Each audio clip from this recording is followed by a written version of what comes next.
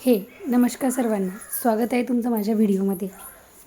तर तुम्हालाही माझ्यासारखं कधी झालं आहे का की घरामध्ये आपण फळं ठेवले किंवा पावसाच्या दिवसामध्ये प्रत्येक आपल्या किचनमध्ये एक छोटे मच्छर म्हणा किंवा चिलटं, आपण त्याला मराठी भाषेमध्ये गावाकडे चिलटं असं म्हणतो, तर ते बारीक बारीक चिलटं होतात, मच्छर होतात आणि आपण याला पार वैतागून जातो. तर हे माझ्यासोबतही झालं. मी या गोष्टीला खूप वैतागले होते आणि त्यानंतर मी एक प्रयोग करून बघितला आणि म्हटलं हे करून बघावं की खरंच हे वर्क करतं का. तर हे बघा, मी या ठिकाणी लवंग घेतली आहे, त्यानंतर थोडासा कपूर घेतला आहे आणि हे पूर्ण मिक्सचर एकदम बारीक करून घेतलं आहे. बघा, खलबत्त्यामध्ये मी हे सगळं बारीक केलं आणि त्यामध्ये एका भांड्यामध्ये ते पाणी घ्यायचं आणि हे मिक्सर जे आपण तयार केलेलं असतं, एकदम बारीक त्याचा कूट केलेला असतो, ते आपण ह्या पाण्यामध्ये मिक्स करायचं आणि ते पूर्ण त्या पाण्यामध्ये मिक्स झालं पाहिजे असं ते आपण त्यामध्ये, बघा मी त्यामध्ये टाकलं आहे आणि ते पूर्ण मिक्स होऊ दिलं आणि त्याच्यानंतर मी मीठ त्यामध्ये टाकलं आहे आणि ते पूर्ण मिक्स करून घ्या. आणि मिक्स होईपर्यंत तुम्ही थोडा वेळ वाट बघा, म्हणजे 15-20 मिनिट तरी तुम्ही ते असंच ठेवून द्या. आणि त्यानंतर आपण वापरलेला असा एक स्प्रे असतोच प्रत्येकाच्या घरामध्ये, किंवा नसला तरी ते जी काडी आणि ती स्प्रे असतो ते विकत मिळतं आणि आपण घरच्या एका बॉटलमध्ये ते लावू शकतो आणि अशा प्रकारे ते बनवा.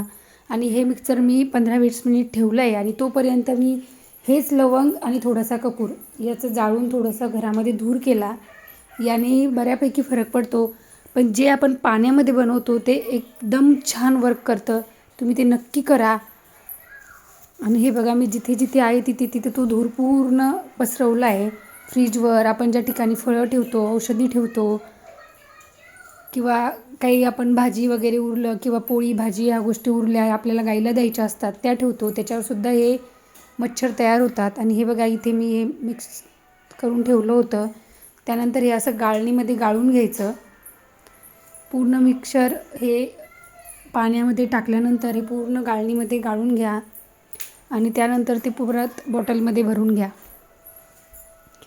हे पूर्ण पाणी बॉटलमध्ये भरल्यानंतर ते परत मिक्स करून घ्या, शेक करून घ्या आणि त्यानंतर तुम्ही जिथे जिथे तुम्हाला वाटतं आहे त्या ठिकाणी हे पूर्ण स्प्रे करा. याने कसलाही साईड इफेक्ट होत नाही.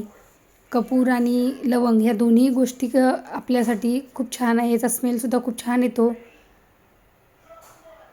आणि हे आयुर्वेदिक आहे. याचा कसलाही आपल्याला त्रास होणार नाही. किंवा जेवणाच्या पदार्थावर उडलं की आपण जे केमिकल आणतो ते आपल्या जेवणावर उडायची भीती असते, पण याची असं काहीच नाही होणार. चला तर मग तुम्हीसुद्धा हे करून बघा आणि हे वर्क केलं तर नक्की कॉमेंट करा.